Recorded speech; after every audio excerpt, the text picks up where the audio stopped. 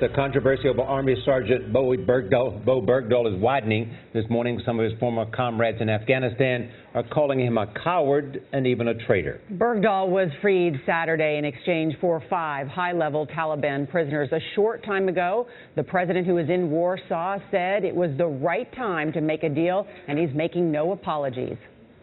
Let me just make a very simple point here, and that is, regardless of the circumstances, whatever those circumstances may turn out to be, we still get an American soldier back if he's held in captivity. Period. Full stop. We don't condition that.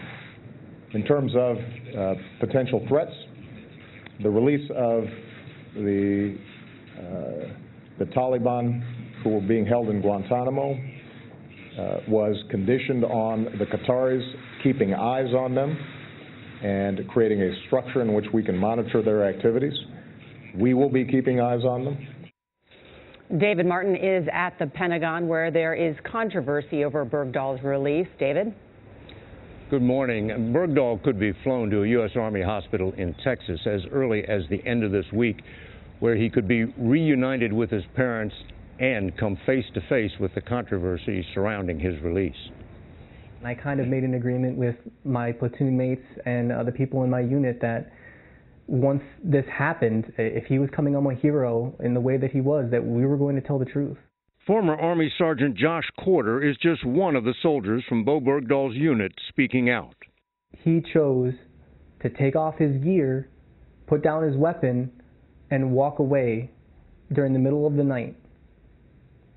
He betrayed everything, and that's just not forgivable. On Monday, Facebook pages attracted tens of thousands of viewers with headlines like, "Bowe Bergdahl is not a hero," and "Bowe Bergdahl is a traitor," and showing pictures of other soldiers killed in the days of heightened tension following Bergdahl's disappearance.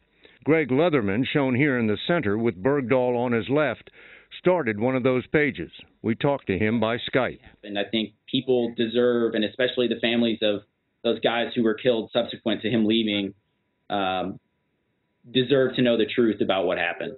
Bergdahl has not been charged with anything by the Army and actually received 2 promotions during his 5 years in captivity.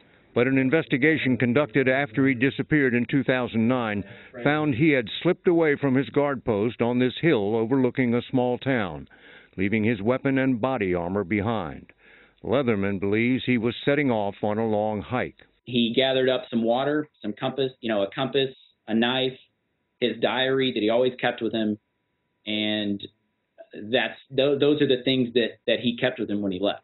Some argue that 5 years captivity is punishment enough for abandoning his post. But a Pentagon official says many in the military want Bergdahl to face a court-martial for leaving his post in time of war.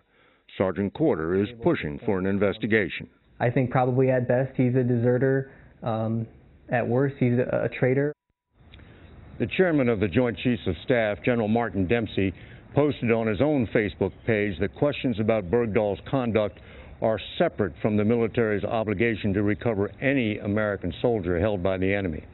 And then Dempsey added, "Our Army's leaders will not look away from misconduct if it occurred." In other words, Nora, Bergdahl could well end up facing a court-martial.